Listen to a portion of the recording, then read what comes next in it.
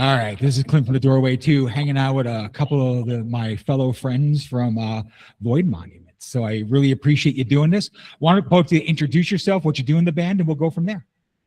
Hello, I'm Kirill Swart. I'm a guitarist and vocalist of a band. Hello, I'm Paul Doom. I'm a guitar in Void Monuments. Perfect. Thank you so much.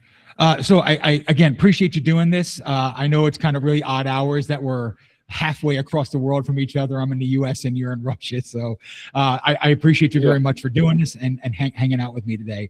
So the first thing I want to ask is the name Void Monuments. Where did it come from? And do you feel that it fits the sound of what the band is doing currently? Or, or do you feel like it's, just something that you had like as a younger guys and wanted to be able to use a band name?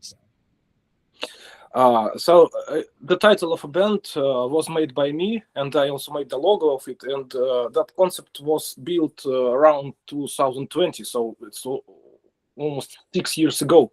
And still I love the meaning of it and how it sounds. It's two simple words that you can remember it very easily, and at the same time I like the philosophical sense of it, like Void Monuments. I think it's like our title means like monuments to the void, and the void in the meaning like emptiness, like chaos. So it's like monuments of chaos, something like this. So I still enjoy the title of band. It works nice. All right. So the next question I want to talk about is, I love the mix on the brand new record of like old school death metal. There's thrash, there's doomy elements, all kind of incorporated. At the end of the day, with the record the way it is, are you happy with the way everything turned out? Because I think it's a really good mix of like three different metal genres. Kind of really, there's a proggy element even there sometimes too, in my opinion. Thank you. Yeah, but like I said, are you happy with it overall, mixing all those different styles together? Yeah, absolutely happy. I think that our main aim was, to make homage to old US death metal sound, so of 90s.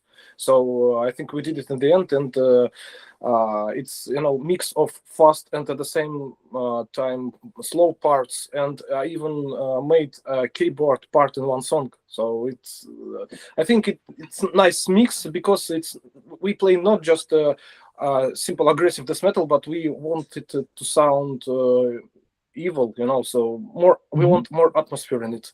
So that's the main reason why we mix it all these parts, you say. So I think it works very nice, and the sound engineer of this album was our drummer, so I think he did an amazing job. And maybe Paul wants to add something. I think that another thing that works in this album, that it made like an old school stuff, like in like an live album, I guess, because when we were recording this stuff, we were trying not to cut our instruments on small pieces and then make this synthetic job in while mixing it. So we try to save live atmosphere there, and for example, our drummer used to play parties for one take for the songs, and I guess that you can hear this live atmosphere through this recording, and feel that it not sounds like artificial stuff. It's not sounds like synthetic. It sounds like natural and organic sync. So we made it as we play it live, I guess. Cool. So no. Yeah, I was gonna say, it gives me vibes of like early Morbid Angel, like Incantation. It gives me it gives me vibes of like 90s Swedish death metal as well too, kind of thrown in there. And that's kind of one I want to talk about a bit, was the guitars. they're not always just bombastic and blasting. They have these grooves and these hooks that stick with you. Like you hear them and there's like, you start humming the guitar line like on certain songs. And was that done on purpose? Because there's two very distinct guitar tones, and then I have the guitar players here. I can kind of talk. Like there's this dirty kind of extreme thrash metal kind of like dirgy sound, and there's this very 90s death sound. Now I'm sure you both interplay and mix between the two, but there's two distinct guitar tones on most of the songs when I listen. Yeah. Also, yeah, the reason for this also, Paul said that we made this record very raw, sometimes even without metronome, you know, and all that stuff. So and without cutting it on the pieces. So sometimes even in one take, you know. So I think that the reason why it sounds so raw, and also we tried to make the sound, you know, more live, more raw also of guitars. So we spent some time on to find the right sound for our guitars, and I think we did it. So yeah, that you mentioned the sound. It should sound like this, yeah, like old underground stuff. Not perfect. Maybe it was a nice choice, or a nice how to say, nice happening with our instruments. That guitar of Kirill sounds more how to say, in low. Yeah. Sounds more lows. My guitar sounds more in highest equalization. I don't know how to say it correctly. So, and mix of it and live recording makes this sound. So I don't know. So make it sound so tasty. I don't know how to say it. Yeah, no, it's got also, it's got those hooks like I was talking about. It's got these grooves that like it sounds really full. It just sounds like really monstrous. So that's what I like. And there's one small secret I can say about it. We recorded guitars in a rehearsal place, not in the studio. So so it's got that more live kind of raw sound anyway. So that works really well for what you're doing. Yes, awesome. It's all about live. It's all about live stuff. So we just needed to make this album in that time when we meet and do it as we can, and whatever happened around, we needed to make our debut album, and so we get all of our stuff or all of our resources that we had on that moment to make this as fast as we can. So we try to leave these things in the moment. Fast, yes. Yeah. Cool. Yes. Nice. We don't need to leave this thing. Yes. Nice. So you've talked about your drummer already, and I want to talk about the drums, even though he's not here. Like, they're so powerful and so crisp and clean sounding. Like, you don't get that on a death metal record a lot of times. A lot of times the drums are very triggered. They're very kind of sitting in the background. They're just kind of the rhythm blast beat going. But you can hear all, like, when he's playing more simple, when he's playing more complex, you can hear all of that. Was that done on purpose for this record, or did it just kind of happen? Absolutely. Okay. Absolutely. First of all, he didn't use the triggers at all. So only live sound of drums. And he tried to record every song also in one take without cutting on pieces. And also he spent a lot of time on rehearsal place, you know, to learning the songs. And also we played all of them on our live gigs. So we were very well prepared for the record session. That's the reason why it sounds so good. And as for composition of drums, he in the early beginning of our band, he said that he don't want too technical drumming. He wanted more simple, you know, and more groovy. So it was the main goal of our drummer to make it groovy, and live and simple but powerful at the same time. Like old death metal bands from US, like maybe like Incantation, Suffocation of 90s, like all this stuff. So without any fast drumming, without triggers, just simple but powerful, like a hit in the face. It reminds me of old Immolation drumming. Like that's what it really, early Immolation, also. Yeah, it just reminds me of that like Here and After, like early Immolation kind of stuff. Like it just that's the kind of stuff it reminds me of. Yeah. So. You're absolutely right, because it's the favorite album of Immolation of our drummer, Here and After. So. Yeah. Well, he pulls it off really well because you can hear that kind of drum style. Like it's just fantastic. Bao, you were going to say something? Yes, Bestel Barlock is a very skilled guy in death metal and in metal music at all, and so you can hear it through his breaks and style of drumming on album, but he don't make it too complex. You don't make it too technical for understanding what he's trying to do.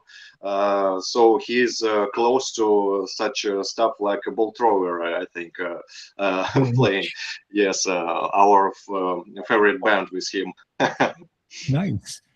So I was going to ask, what influences brought Void Monument together? Like what bands made you want to play this kind of music? You already named all of them, so it's old Immolation, early Morbid Angel, old Suffocation, Incantation. You can hear a lot of Incantation in this slow parts of the songs, parts. So you wear your influences on your sleeve. That's what I was just wondering, because like the stuff that I'm talking about, it's the old death metal that I love, and you were bringing it back to me 20 years later. So that's really cool. So I appreciate it. Yeah. Also, I love we bring it to ourselves too. Yeah. Maybe some Entombed stuff. Nice. Yeah, no, I was going to say, because there is. Go ahead. No, go ahead, Bao. What were you going to say? So nothing. Maybe some Entombed stuff, and like in Atmosphere and Melodics of Solace and Atmosphere of Solace. Like it sounds like a Swedish style. Yes. Cool. Yeah. No. Like I was going to say. Yeah. You can hear all that, but you can hear a lot of thrash metal too. Do you have any thrash metal influences, or is that just a happy coincidence that I hear that like old school 90s thrash metal in there too? Because guitars sound a lot like that at times. I think it's a coincidence, because I'm not a huge fan of thrash metal. I like some famous bands like like old Slayer, some albums of Kreator, that stuff. But Sepultura Arise is one of my favorite albums. Yeah, but I'm not listening to thrash metal often. So okay. Cool. No, thank you so much. So how did you partner with Blood Harvest to be able to put out your debut record? Being that you're from Russia, I don't think it would be the first place that Blood Harvest is looking for a band. But Blood Harvest already released few bands from our hometown. Yeah. Oh, okay. Before.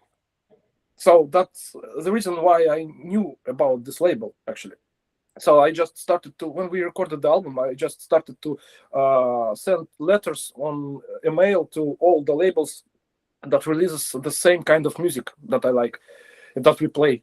So some labels were silent.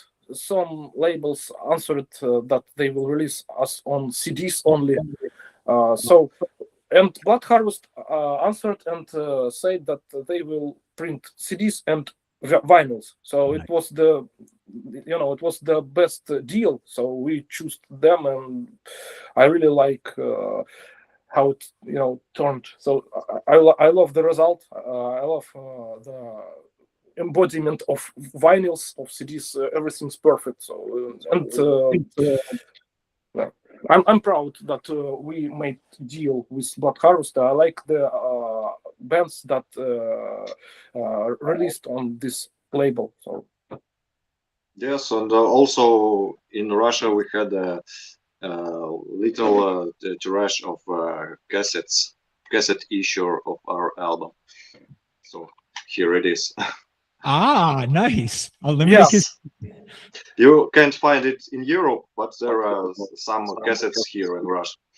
It's Very cool. almost sold out, by the way. Only Yes. 4 tapes left. So be quick if you want to order it from Russian label Supposed to Rot. Be quick It's a or be dead. label of guitar player.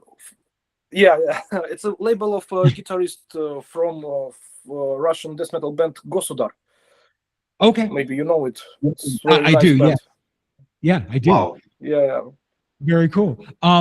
So I guess the next thing I'm going to ask is, being from Russia, what's the, like, in St. Petersburg area, what's the scene like there? Is it thriving right now? Is there a lot of bands? Are there just a few kind of extreme metal bands right now? Do you have a lot of places to play? Being from the US, I don't know much about your area at all. So Well, Yeah, so Kirill, or I Paul? can say,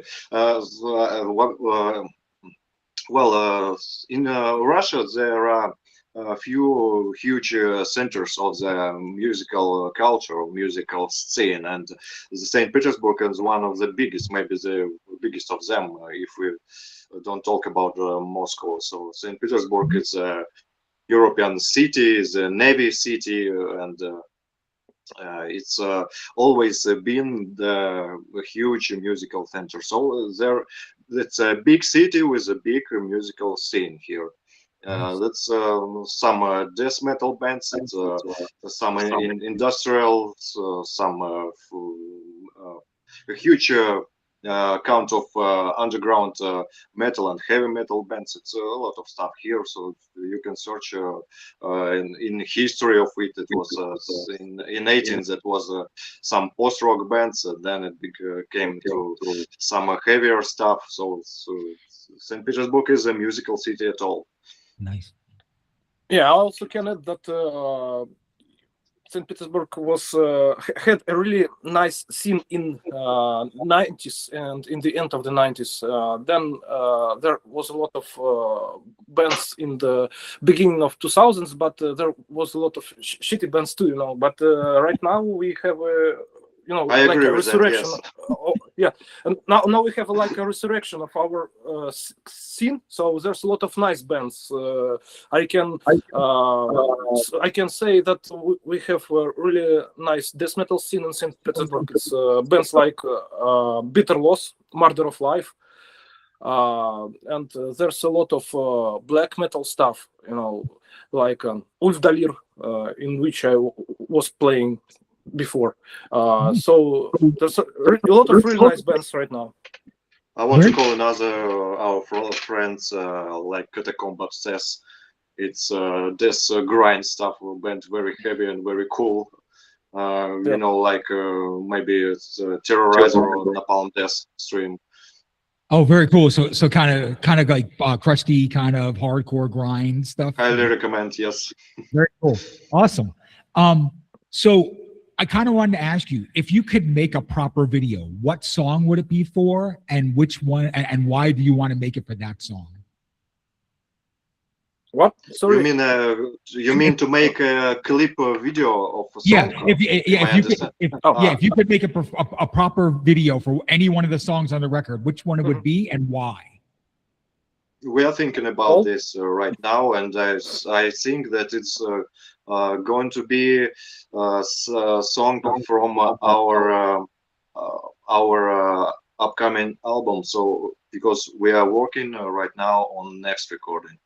Nice. And we done some half of an album for that moment. Yes. So I think if we'll make the video, such a video that you're talking about, it's going to be some of new stuff. Okay. But we are making production with our resources. So making some videos. We're going to try to record some like playthrough videos in studios. So I guess we'll make it soon, and all of this stuff. We like to make videos, make photos, and be and to be active and social media and live too, and not to sit and wait for something. Nice. No, that's cool. Yeah, we want to record two playthrough on 2 songs from our debut album. So maybe this month we will do that. Very cool. Awesome. So I always ask this to bands, and you can kind of, I just like to get your thoughts. Like, if somebody had never heard the band before and they asked you what it sounds like, how would you explain it to somebody that's never heard the band before? If they listen to metal music, I would say that it's like the US death metal band from 90s, something like this, like from Morris Sound period, so, something like that. Definitely, yes, I agree with that. Yes.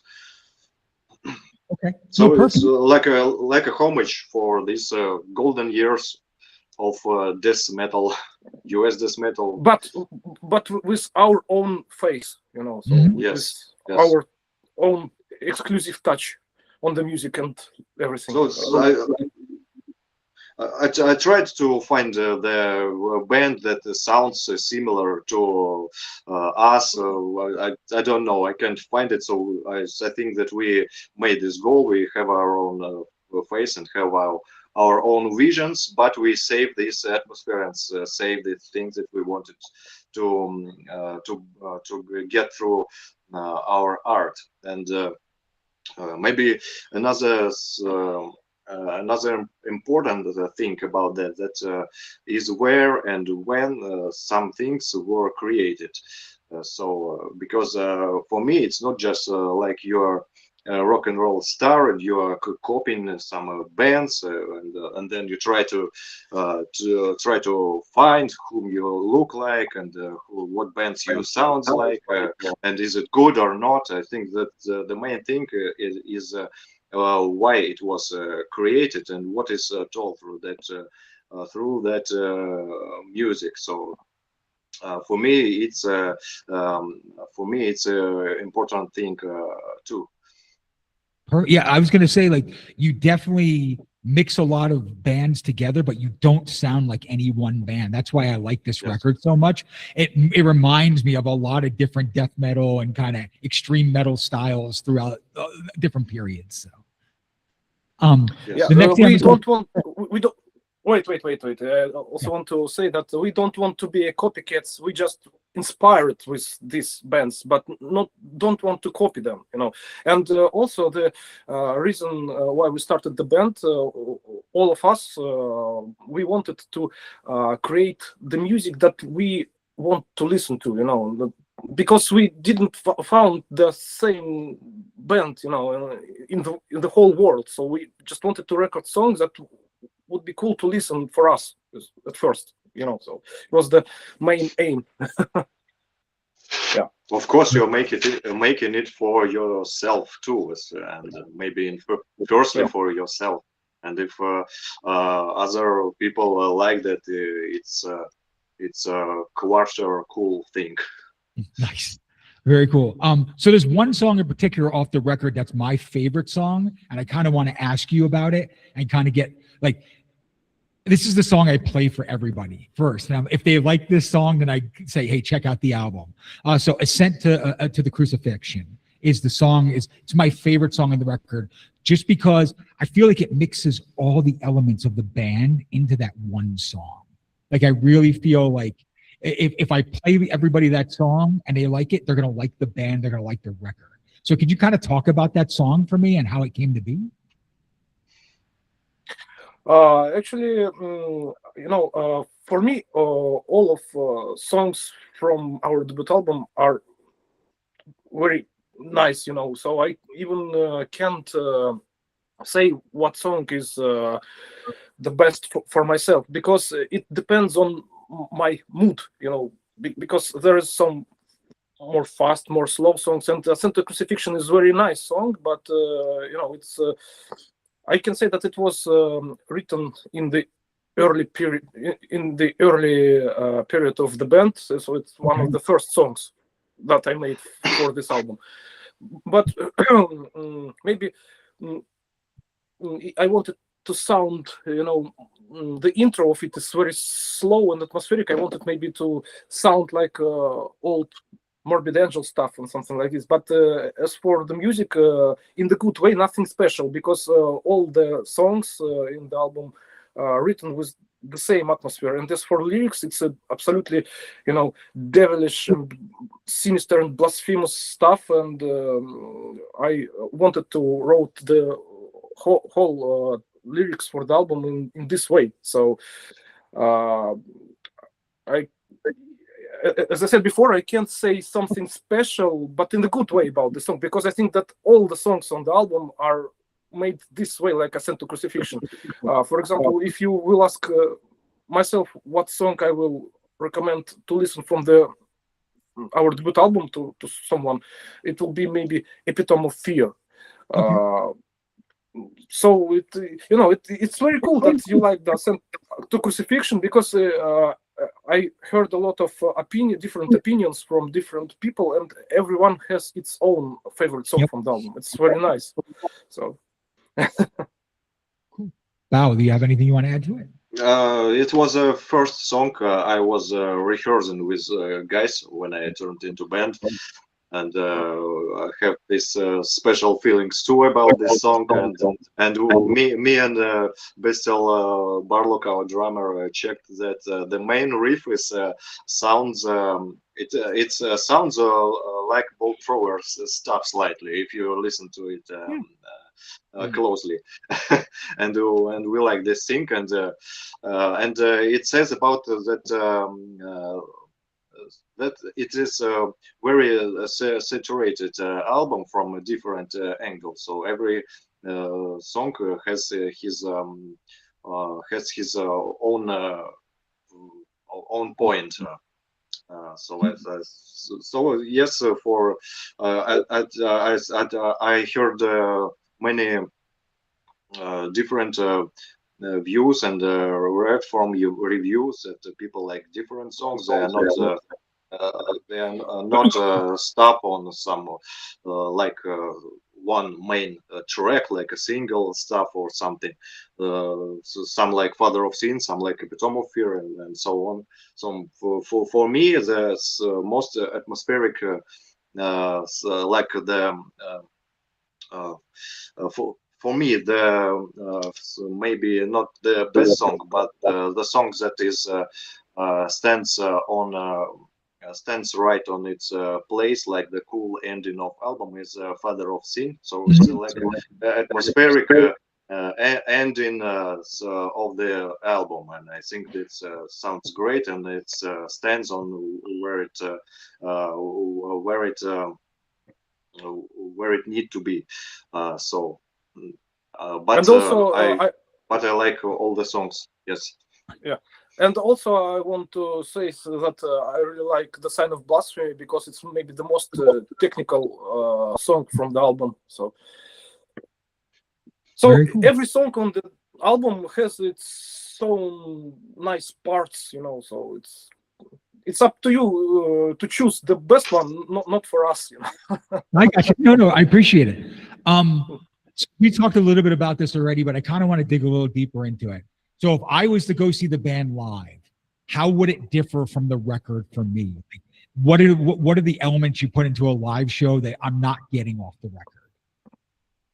The pure aggression, and energy. Yeah, Paul.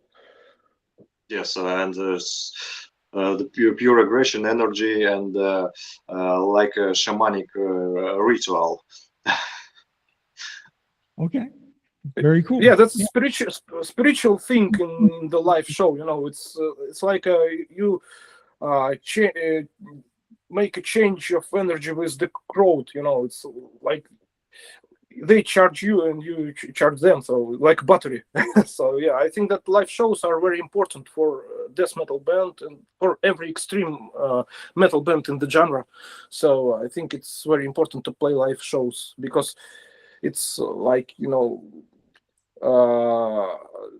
studio album is nice to listen at home, but you need to show people your full potential on a live show. So, yeah. No, very cool. About the shamanic ritual, I mean that listen to it on huge loudness and maybe to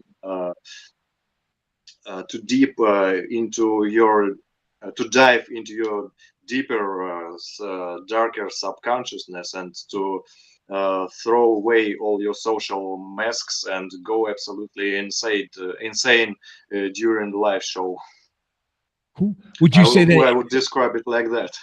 Would you say that like a celebration of your inner beast? So I was going to say, and to free your inner demons. I can add.